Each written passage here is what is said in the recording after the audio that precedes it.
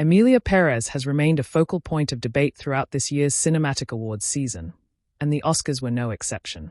Despite securing the award for Best Original Song, the Spanish-language French musical continued to be a subject of discussion, particularly due to director Zack Orjad's decision to remain silent on the film's most significant controversies.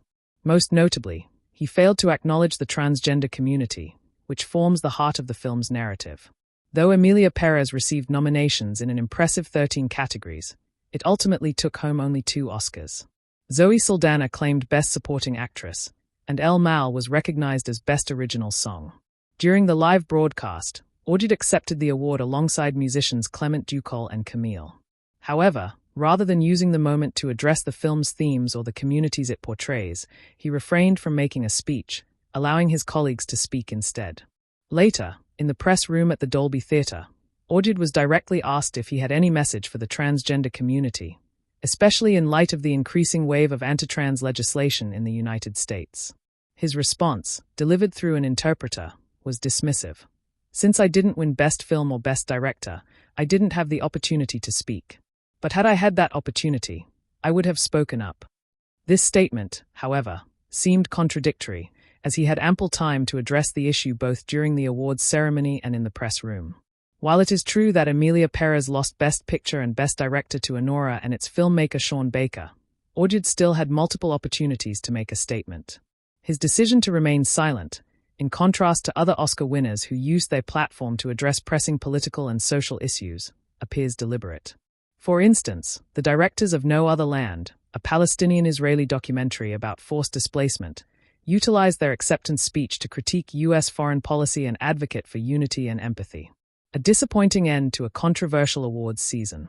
Orjad's refusal to acknowledge the very community that brought Emilia Pérez into the spotlight serves as a fitting conclusion to a film that has been mired in controversy. Criticism has been levied against the film for its portrayal of Mexican culture and the transgender community, with many arguing that it perpetuates harmful stereotypes.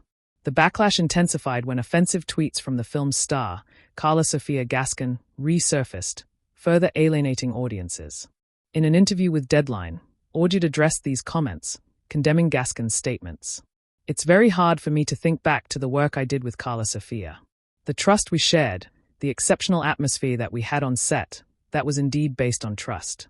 And when you have that kind of relationship, and suddenly you read something that person has said, things that are absolutely hateful and worthy of being hated, of course that relationship is affected. It's as if you fall into a hole. Because what Karla said is inexcusable." While Orjad was willing to distance himself from Gascon's remarks, his reluctance to address the broader issues affecting the trans community suggests a selective approach to advocacy.